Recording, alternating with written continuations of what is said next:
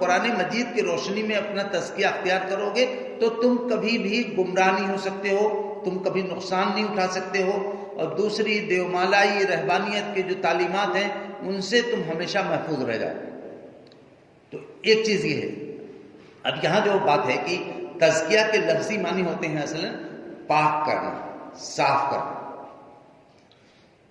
اس میں ایک اور مفہوم عربی زبان میں ہے نشو و نما دینا، بڑھانا۔ یہ جو دونوں مفہوم ہیں دونوں ایک دوسرے سے انٹرلنکڈ ہے بہت زیادہ۔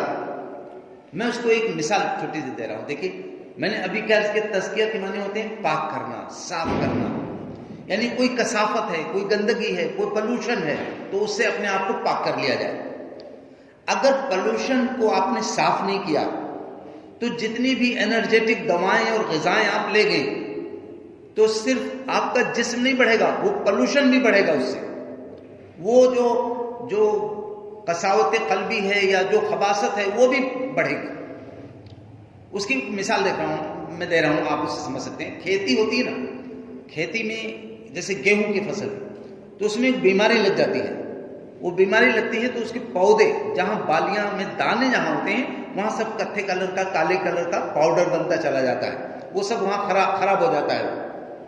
اس کا کیا کرتے ہیں، اس کے پہلے اگر ایک آدھ پتے خراب ہیں تو پتے کو نکالتے ہیں اور دور لے جا کر کے کھیت کے باہر اس کو جلا دیتے ہیں۔ اگر وہ پودا خراب ہو گیا ہے پورا تو پودے کو جڑ سے اکھاڑ لیتے ہیں اور اس کو لے جا کے جلا دیتے ہیں۔ اس کو ایسے نہیں پھینکتے کیونکہ وہ اس کے جو جراثیم ہیں وہ پودے دوسرے پودوں میں لگ جاتے ہیں۔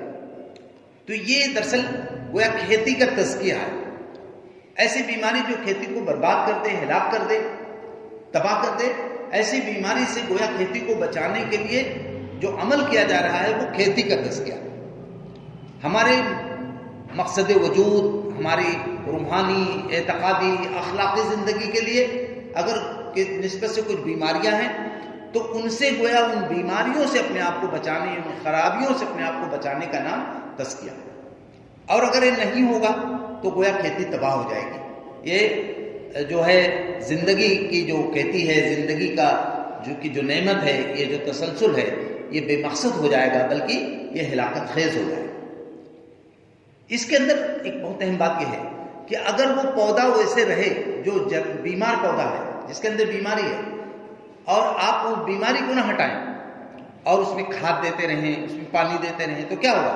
وہ پودا بڑھے گا اور اس بیماری کے ساتھ بڑھے گا اور تمام پوری کھیتی کو اپنی چپیٹ میں لے لے گا۔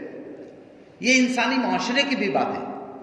اگر ہم اپنا تزکیہ نہیں کریں، معاشرے کے اندر چند لوگ بالکل بگڑے ہوئے ہوں اور معاشرہ بے حس ہو جائے اور ان کے تزکیے کی فکر نہ کرے تو یاد رکھیے وہ پورا معاشرہ کچھ دنوں بعد ایک دم چوپٹ ہو جائے۔